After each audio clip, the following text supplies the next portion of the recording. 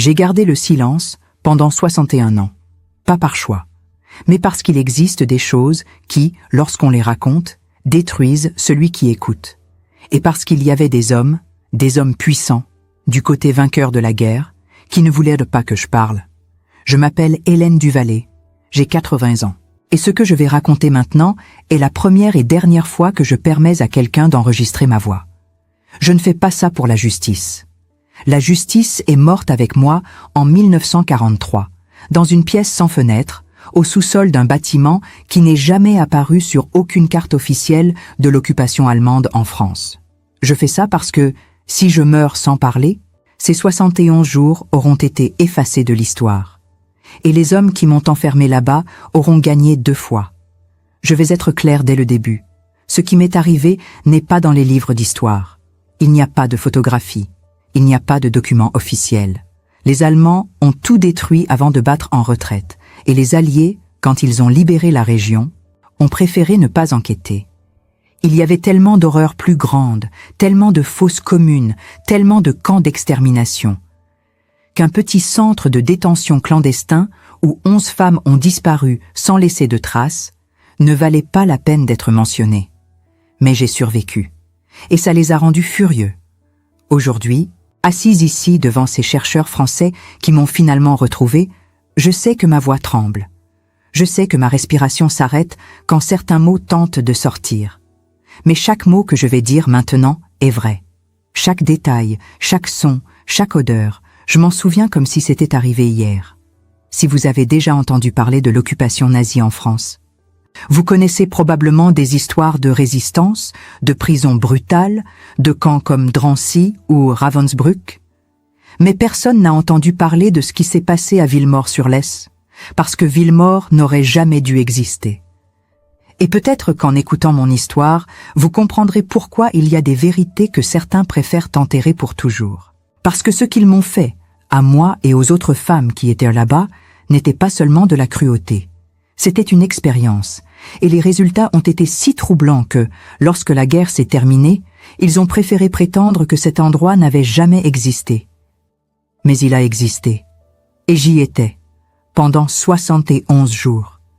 Avant de continuer, il faut que vous compreniez une chose. Je n'étais pas spéciale. Je n'étais pas une héroïne de la résistance. Je n'étais pas espionne. Je n'avais pas de sang juif. J'étais juste une fille de 19 ans qui se trouvait au mauvais endroit, au mauvais moment, et qui a vu quelque chose qu'elle n'aurait jamais dû voir. C'était le 12 mars 1943, vendredi.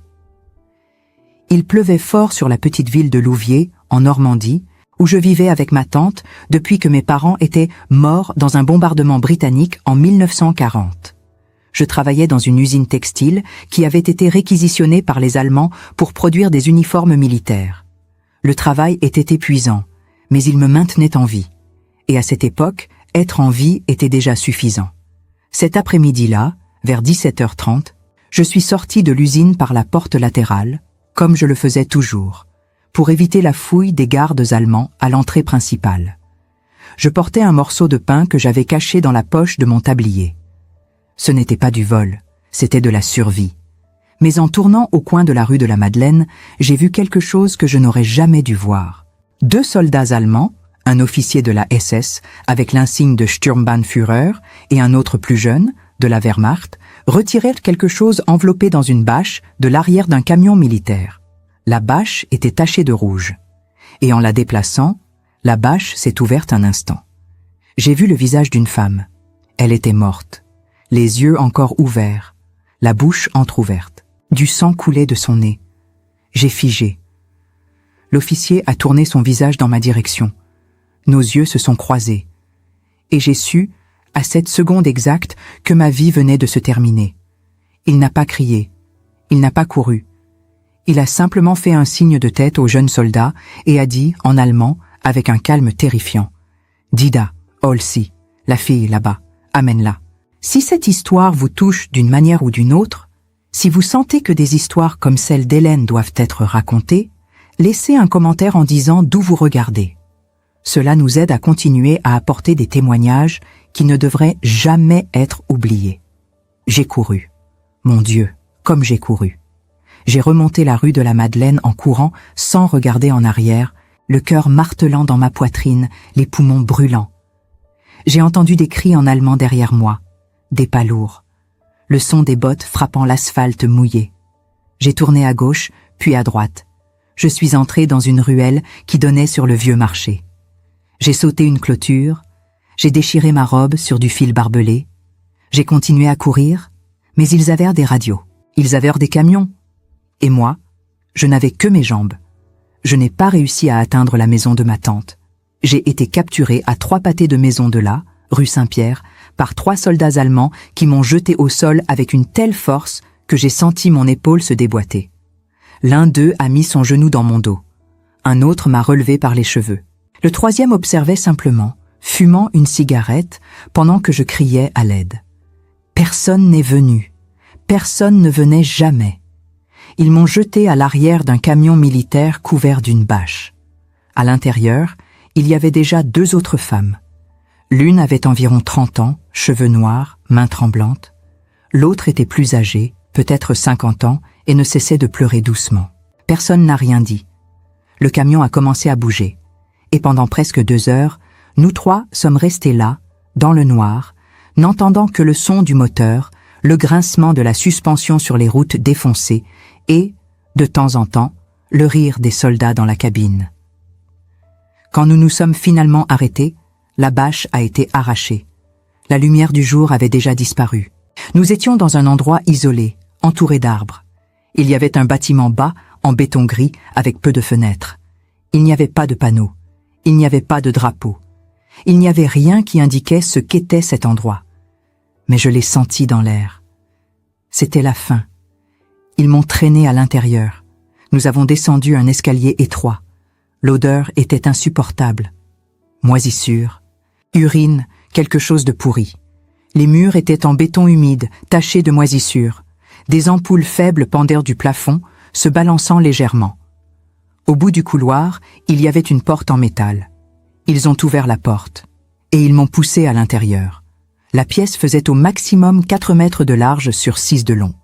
Il y avait un matelas fin sur le sol, un seau dans le coin.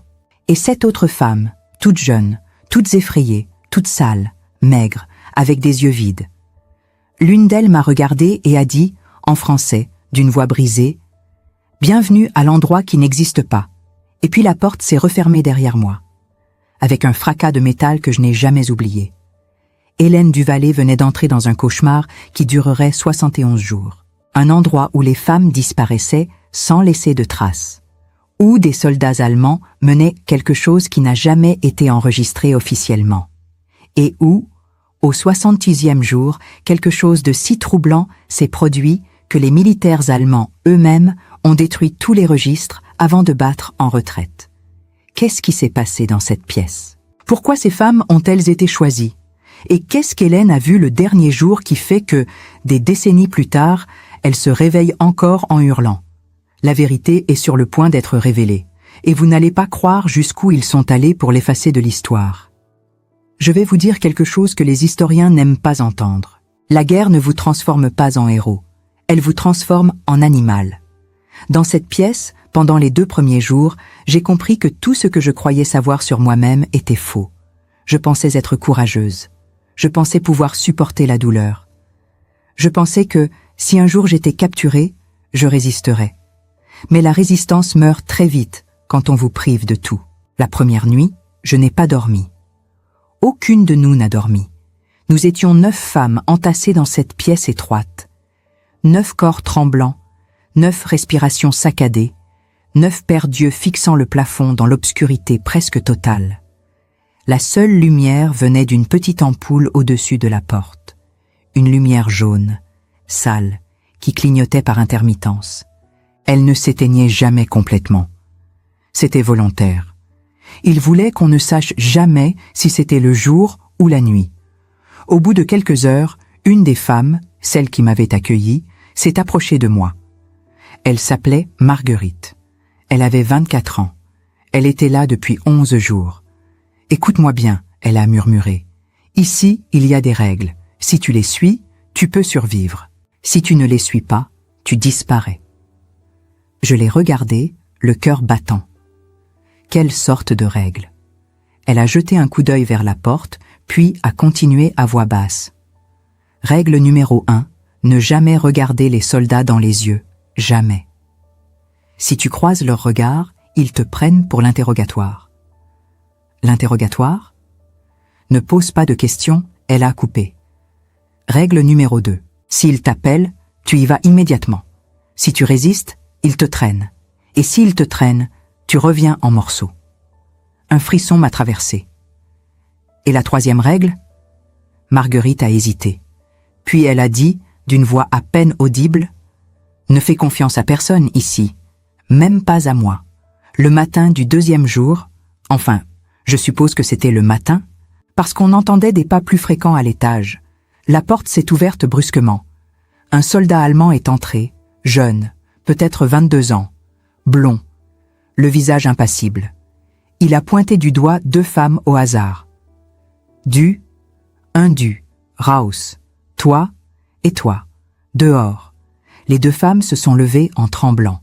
L'une d'elles, une rousse maigre d'une 30aine d'années, s'est mise à pleurer doucement. Bitte, nicht. S'il vous plaît, non. Le soldat n'a pas répondu. Il les a poussés hors de la pièce. La porte s'est refermée. Nous sommes restées silencieuses. 10 minutes plus tard, nous avons entendu des cris aigus, déchirants, qui venaient de quelque part au-dessus de nous, puis un bruit sourd, comme quelque chose de lourd qui tombe, puis le silence. Les 2 femmes sont revenues 3 heures plus tard. La rousse saignait du nez. Elle ne disait rien. Elle s'est allongée sur le matelas et a fixé le mur, les yeux grands ouverts, la respiration rapide. L'autre femme, une brune au visage émacié, s'est assise dans un coin et a commencé à se balancer d'avant en arrière, en murmurant quelque chose en polonais. Marguerite s'est approchée d'elle. Elle a essayé de leur parler. Elles n'ont pas répondu. Et c'est à ce moment-là que j'ai compris. Ce que les Allemands faisaient ici n'avait rien à voir avec l'interrogatoire. Ce n'était pas pour obtenir des informations. C'était pour briser. Le 3e jour, ils sont venus me chercher. Je me souviens encore du bruit de la clé dans la serrure, du grincement de la porte, de la lumière brutale du couloir qui m'a frappé en plein visage. 2 soldats, pas ceux de la veille, des plus âgés. L'un d'eux portait un insigne que je ne connaissais pas. Comme mythe. Toi. Viens. J'ai regardé Marguerite. Elle a détourné les yeux, je me suis levée. Mes jambes tremblaient tellement que j'ai failli tomber. Ils m'ont menée dans un couloir long et étroit. Les murs étaient découverts de taches brunâtres. L'odeur était insupportable, un mélange de désinfectant, de sueur et de quelque chose de métallique. Nous avons tourné à gauche, puis à droite. Puis nous sommes montés par un petit escalier. Et là, ils m'ont fait entrer dans une pièce que je n'oublierai jamais. C'était une salle rectangulaire, froide, éclairée par 2 lampes suspendues au plafond. Au centre, il y avait une chaise en métal. Rien d'autre. Un officier allemand était debout près de la fenêtre. Il fumait une cigarette. Quand je suis entrée, il s'est retourné lentement. Il avait environ 40 ans, des cheveux gris coupés très courts, des yeux bleus glacials, et un calme qui me terrifiait plus que n'importe quelle violence. Il m'a regardé pendant un long moment. Puis il a souri. « Setzen Sie sich, asseyez-vous. » J'ai hésité. Un des soldats m'a poussé vers la chaise. Je me suis assise. L'officier s'est approché. Il a posé sa cigarette sur le rebord de la fenêtre. Puis il a sorti un petit carnet de sa poche et l'a ouvert. « Hélène Duvallée », il a dit, en français, avec un accent allemand marqué. 19 ans, née à Rouen. Parents morts en 1940. Travaille à l'usine textile de Louviers depuis 2 ans. Il a refermé le carnet. Vous n'êtes pas résistante. Vous n'êtes pas juive. Vous n'êtes rien. Il s'est penché vers moi, si près que je pouvais sentir l'odeur du tabac sur son haleine. Alors pourquoi êtes-vous ici? Je n'ai pas répondu. Ma gorge était nouée. Il a souri à nouveau. Vous êtes ici parce que vous avez vu quelque chose que vous n'auriez jamais dû voir. Il s'est redressé. Et maintenant, vous allez nous aider à comprendre comment empêcher que d'autres personnes voient ce que vous avez vu. J'ai cligné des yeux, confuse. Je ne comprends pas. Vous n'avez pas besoin de comprendre, il a coupé. Vous avez juste besoin d'obéir. Il a fait un signe aux soldats. L'un d'eux a posé une petite boîte en métal sur la table, à côté de moi. L'officier a ouvert la boîte. À l'intérieur, il y avait des outils, des pinces, des lames, des seringues. Mon sang s'est glacé. Nous allons faire quelques tests, il a dit calmement, pour voir jusqu'où une personne ordinaire peut aller avant de perdre complètement la raison. Et c'est à ce moment-là que j'ai compris. Nous n'étions pas prisonnières. Nous étions des cobayes. Ils appelaient ça « Das Programm », le programme. Je ne l'ai su que bien plus tard, des années après la guerre, quand j'ai retrouvé un ancien déporté qui avait travaillé comme traducteur forcé pour la Wehrmacht. Il m'a dit que Villemort-sur-Lesse n'était pas un centre de détention ordinaire. C'était un site expérimental.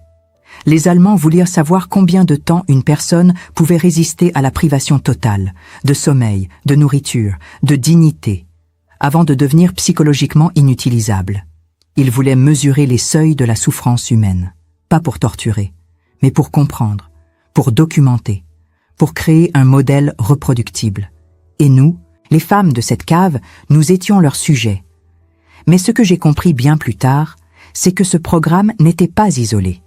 Il faisait partie d'une série d'expérimentations menées dans plusieurs sites clandestins à travers la France occupée. Des lieux qui n'apparaissaient sur aucun registre officiel. Des lieux où les prisonnières n'avaient ni nom, ni identité, ni espoir. Nous étions des numéros, des variables dans une équation. Des corps utilisés pour tester jusqu'où l'esprit humain pouvait être poussé avant de se briser complètement. Au 4e jour, ils ont commencé à nous réveiller toutes les heures. La porte s'ouvrait brusquement. Une lumière violente inondait la pièce. Un soldat criait en allemand. Nous devions nous lever immédiatement, nous tenir debout contre le mur, les mains derrière la tête. Il comptait jusqu'à 60, lentement, méthodiquement, comme s'il chronométrait nos réactions. Puis, il partait. 1 heure plus tard, il revenait. Encore, et encore, et encore. Ce n'était pas aléatoire. C'était calculé. Il savait exactement ce qu'il faisait. Il détruisait notre capacité à distinguer le jour de la nuit, le sommeil de l'éveil, la réalité du cauchemar. Au bout de 3 jours, je ne savais plus si j'étais éveillée ou endormie.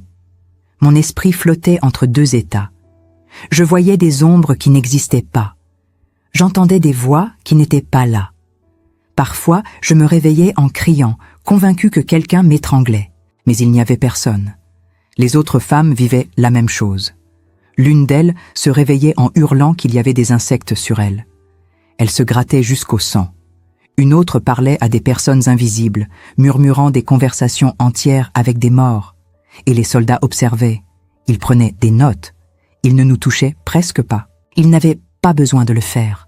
Nous nous détruisions nous-mêmes. Marguerite a craqué en premier. Elle s'est mise à hurler au milieu de la nuit, ou du jour, je ne savais plus. Elle criait qu'elle voulait mourir, qu'elle ne pouvait plus supporter ça, qu'elle préférait qu'il la tue tout de suite. Elle a frappé la porte avec ses poings jusqu'à ce que ses mains saignent. Elle a supplié, elle a pleuré, elle a vomi. 2 soldats sont entrés. Ils ne l'ont pas frappée, ils l'ont juste regardée avec cette expression froide, clinique, comme si elle était un animal de laboratoire qui avait échoué à une expérience. Puis ils l'ont traînée dehors.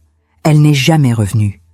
Et nous avons toutes compris, à ce moment-là, que supplier ne servait à rien, que craquer, c'était disparaître. Alors nous avons toutes essayé de tenir, de rester silencieuses, de ne rien montrer.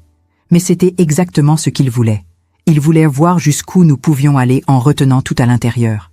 Il voulait mesurer combien de temps il faudrait avant que notre silence ne se transforme en folie. Mais ce qui était encore plus terrifiant que les privations physiques, c'était le silence absolu des soldats. Ils ne riaient jamais. Ils ne nous insultaient jamais. Ils ne nous frappaient presque jamais, seulement quand c'était strictement nécessaire pour nous faire obéir. Ils agissaient comme des techniciens, comme des scientifiques dans un laboratoire. Chaque jour, un officier différent venait nous observer à travers une petite fenêtre grillagée dans la porte. Il prenait des notes dans un carnet noir. Il posait des questions en allemand à un autre soldat. Puis, il repartait. Je ne comprenais pas l'allemand, mais j'ai fini par reconnaître certains mots qui revenaient souvent. Réaction, Widerstand, Zusammenbruch, réaction, résistance, effondrement. Nous n'étions pas des prisonnières, nous étions des données. Un jour, l'un d'eux a ouvert la porte et nous a demandé, en français approximatif, « Qui d'entre vous a des pensées suicidaires ?» Personne n'a répondu. Il a répété la question, plus fort, en scannant nos visages un par un. Une femme, celle qui murmurait en polonais depuis plusieurs jours, a levé lentement la main. Ses yeux étaient vitreux. Elle ne semblait même plus comprendre où elle était. L'officier a souri. Il a fait un signe. 2 soldats sont entrés et l'ont emmenée. Elle est revenue le lendemain. Mais elle n'était plus la même. Elle ne parlait plus. Elle ne mangeait plus. Elle restait assise dans un coin, les yeux fixes, la bouche entr'ouverte, la respiration irrégulière. Elle ne bougeait que pour se balancer d'avant en arrière, lentement, comme un métronome cassé. 3 jours plus tard, elle est morte. Ils ont enlevé son corps pendant la nuit, sans un mot, sans cérémonie, comme si elle n'avait jamais existé. Le lendemain matin, il y avait une nouvelle femme dans la pièce, plus jeune, peut-être 18 ans. Elle pleurait sans arrêt, recroquevillée dans un coin. Et le cycle a recommencé. Au 22e jour, je comptais en traçant des marques invisibles dans ma tête, ils ont commencé à nous donner de la nourriture empoisonnée. Pas mortellement, juste assez pour nous rendre malades. Diarrhée, vomissements, fièvre. La nourriture avait un goût métallique, amer. Mais nous avions tellement faim que certaines d'entre nous mangeaient quand même. D'autres refusaient. Elles préféraient mourir de faim plutôt que d'accepter ce qu'ils nous donnaient. Elles sont mortes en quelques jours, lentement, douloureusement. Leurs corps se sont éteints comme des bougies. Moi, j'ai mangé.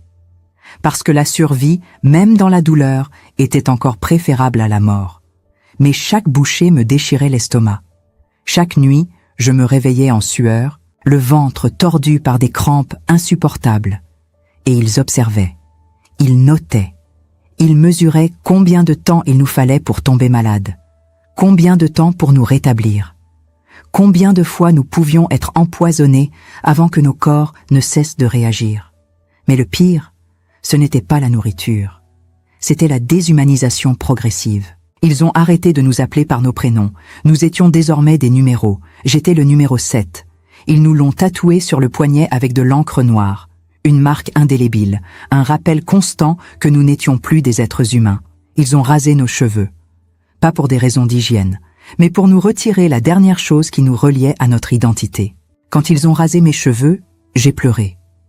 Pas parce que je tenais à mes cheveux, mais parce que, en me regardant dans le reflet flou d'une vitre cassée, je ne me reconnaissais plus. Ils nous ont donné des blouses grises, identiques, trop grandes, qui sentèrent le désinfectant et la mort. Elles étaient tachées de sang séché, le sang d'autres femmes qui étaient passées par là avant nous. Et puis, ils nous ont forcés à nous tenir debout, nus, pendant des heures, dans une pièce glaciale, pendant qu'un officier examinait nos corps comme des animaux de laboratoire. Il prenait des mesures, il notait nos poids, il inspectait nos dents, nos ongles, nos yeux. Il parlait de nous à la 3e personne, comme si nous n'étions pas là. Dies hier ist zu schwach. Sie wird nicht lang durchhalten. Celle-ci est trop faible. Elle ne tiendra pas longtemps. Et peu à peu, quelque chose en nous a commencé à mourir. Pas notre corps, mais notre humanité. Nous ne nous regardions plus dans les yeux. Nous ne nous parlions presque plus. Nous existions simplement. Nous respirions. Nous attendions. Nous attendions la mort.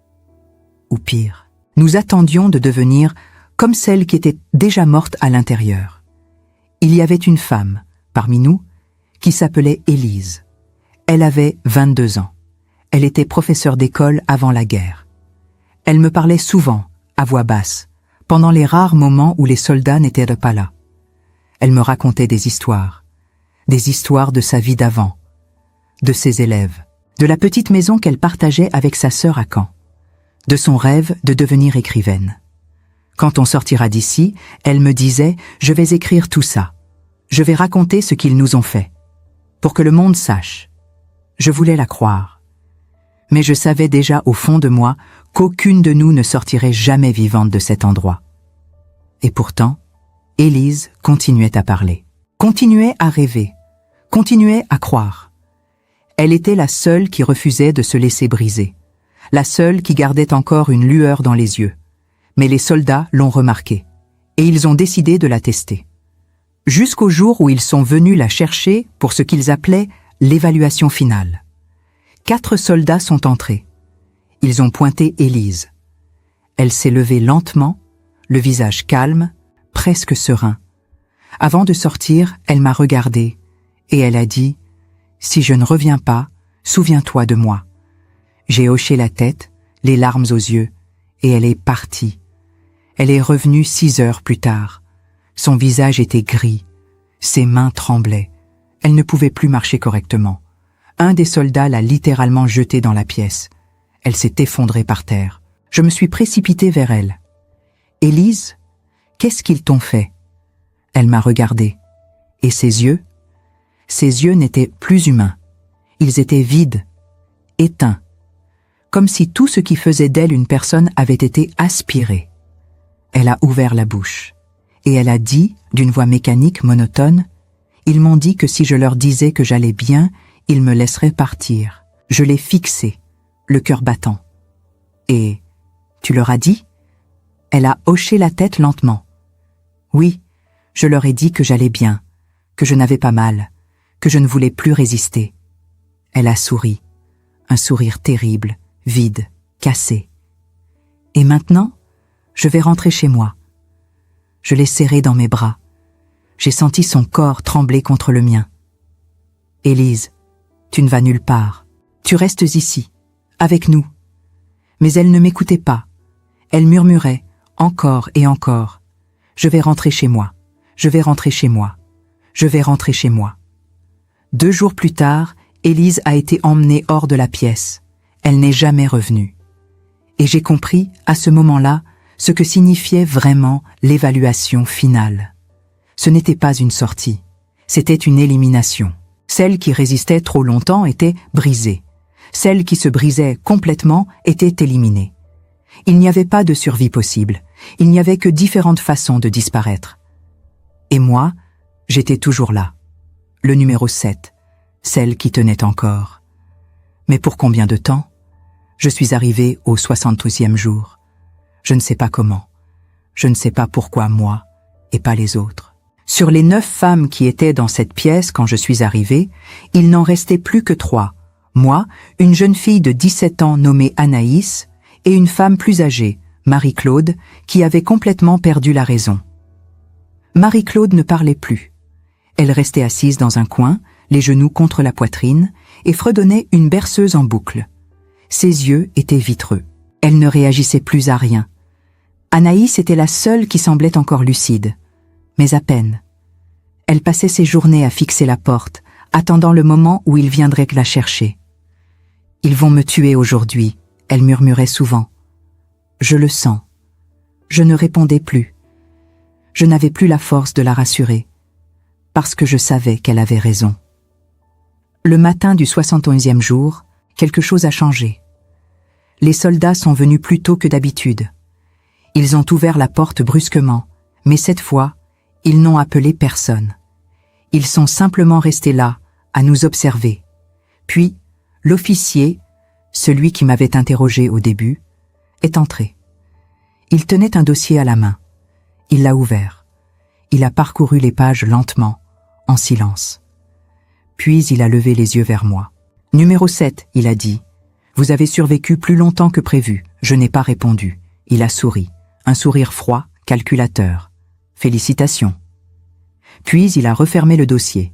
Il s'est tourné vers les soldats et a dit, en allemand, « Bringt sie nach oben, zum letzten Test. Emmenez-la en haut, pour le dernier test. » Ils m'ont traîné hors de la pièce. J'étais trop faible pour résister. Nous avons monté un escalier étroit, puis un autre. Puis nous avons traversé un long couloir que je n'avais jamais vu auparavant. Au bout du couloir, il y avait une porte en acier. Un des soldats l'a ouverte, et j'ai été poussé à l'intérieur. C'était une grande salle, froide, éclairée par des néons blancs et crus.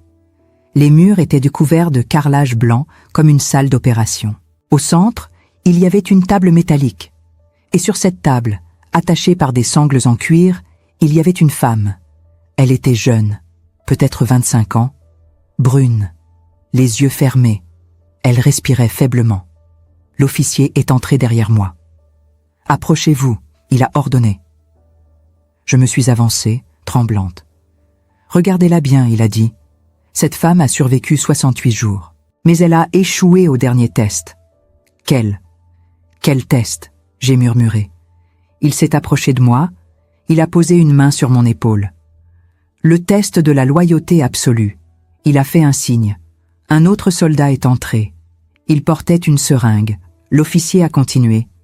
Nous lui avons demandé de tuer une autre prisonnière pour prouver qu'elle avait complètement renoncé à son humanité. Elle a refusé. Il a marqué une pause. Maintenant, c'est votre tour. Mon sang s'est glacé. Quoi? Il m'a tendu un couteau? Si vous tuez cette femme, vous vivrez. Si vous refusez, vous mourrez toutes les deux. J'ai regardé le couteau, puis la femme sur la table, puis l'officier. Et j'ai compris, à ce moment-là, ce qu'il cherchait vraiment. Il ne cherchait pas à nous briser physiquement. Il cherchait à nous transformer en monstres. J'ai pris le couteau. Mes mains tremblaient tellement que je pouvais à peine le tenir. Je me suis approchée de la table. La femme a ouvert les yeux. Elle m'a regardée. Et elle a murmuré, d'une voix à peine audible. « Fais-le ». J'ai secoué la tête, les larmes coulant sur mes joues. « Je ne peux pas. »« Fais-le », elle a répété. « Sinon, on meurt toutes les deux pour rien. » L'officier a croisé les bras, observant la scène avec une curiosité clinique. « Vous avez 10 secondes. » J'ai levé le couteau. Mon cœur battait si fort que j'entendais le sang pulser dans mes oreilles. 10, 9, 8. J'ai regardé la femme. Elle a fermé les yeux. 7, 6, 5. J'ai serré le couteau. 4, 3. Et puis, quelque chose en moi a explosé. Je me suis retourné brusquement. Et j'ai planté le couteau dans le bras de l'officier. Il a hurlé. Les soldats se sont précipités sur moi. Ils m'ont frappé, encore et encore. Je suis tombé par terre. Je sentais le goût du sang dans ma bouche. Mais je souriais. Parce que, pour la première fois en 71 jours, j'avais repris le contrôle. Ils m'ont traîné hors de la salle. Ils m'ont jeté dans une cellule isolée. Et pendant 3 jours, je n'ai rien eu. Pas d'eau, pas de nourriture, rien. Je pensais que j'allais mourir là. Mais le 4e jour, la porte s'est ouverte. Et un soldat américain est entré. Quand les Américains m'ont trouvé, je pesais 38 kilos. Je ne pouvais plus parler. Je ne pouvais plus marcher. Mon esprit flottait quelque part entre la vie et la mort. Ils m'ont emmené dans un hôpital de campagne près de Caen. Pendant 3 semaines, je suis resté dans le coma. Quand je me suis réveillé, une infirmière française était à mon chevet. Elle m'a souri et elle a dit « Vous êtes en sécurité maintenant. La guerre est presque finie. » Mais elle avait tort. La guerre, pour moi, ne s'est jamais terminée. Après ma sortie de l'hôpital, j'ai essayé de raconter ce qui s'était passé à Villemort-sur-Lesse. J'ai parlé à des journalistes, à des militaires, à des historiens. Personne ne m'a cru.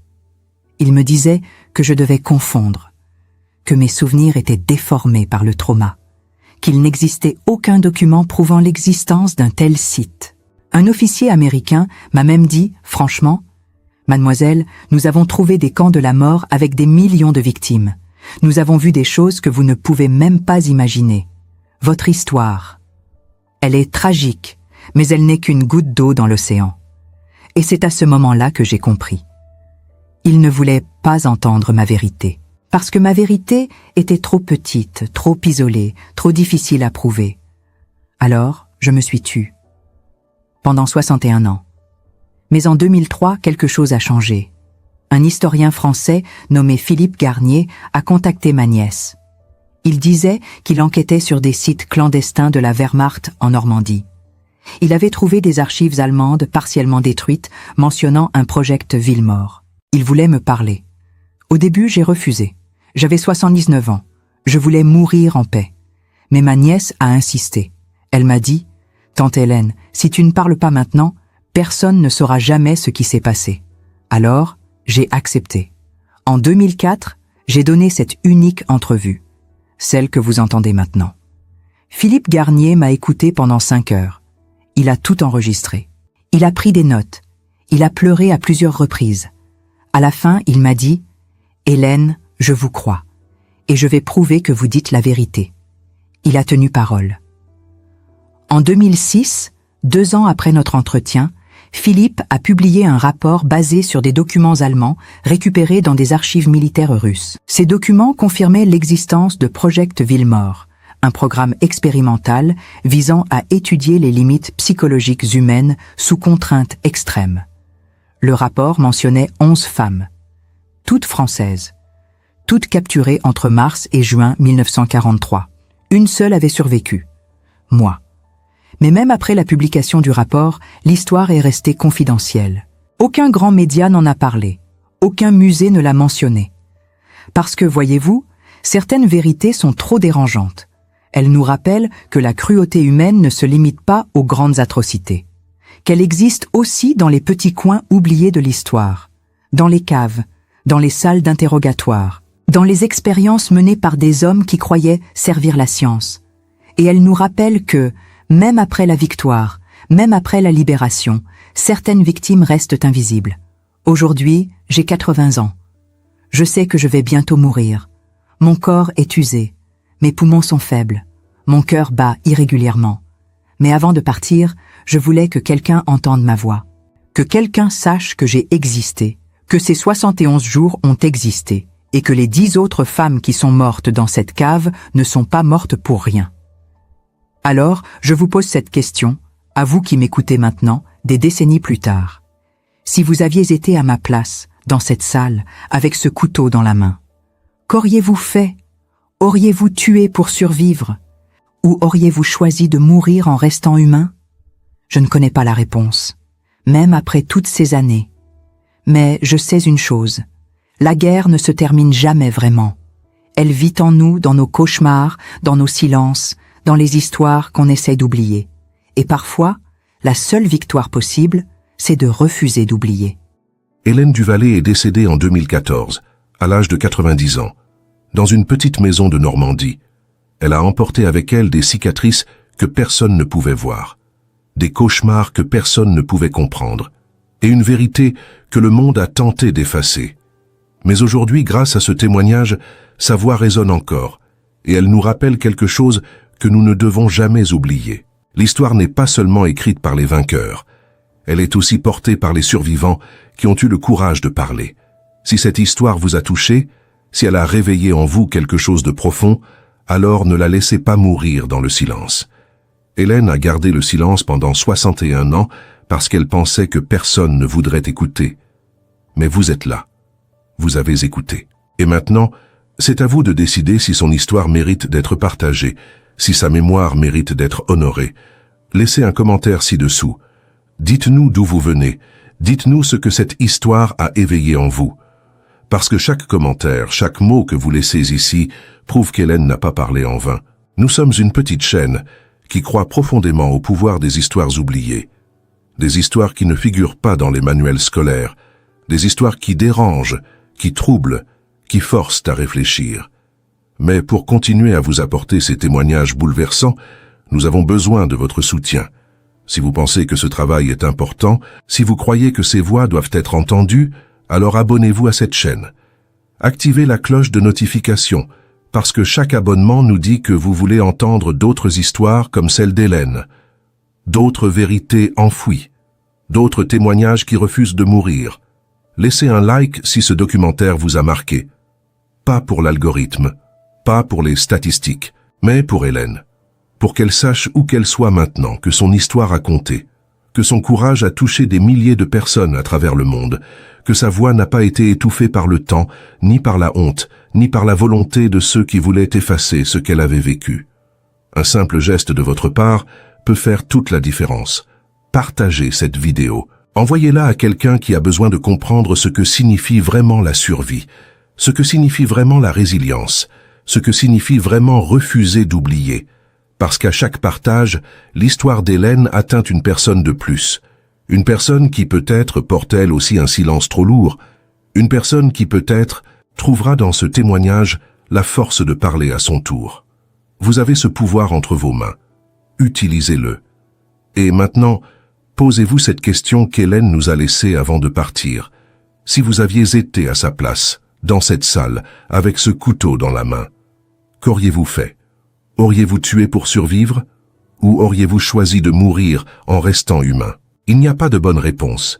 Il n'y a que le poids insupportable d'une décision que personne ne devrait jamais avoir à prendre. Et c'est précisément pour ça que nous devons nous souvenir, pour que plus jamais, nulle part, personne ne soit forcé de faire ce choix. Merci d'avoir écouté. Merci de ne pas avoir détourné le regard et surtout, merci de vous souvenir d'Hélène Duvallée.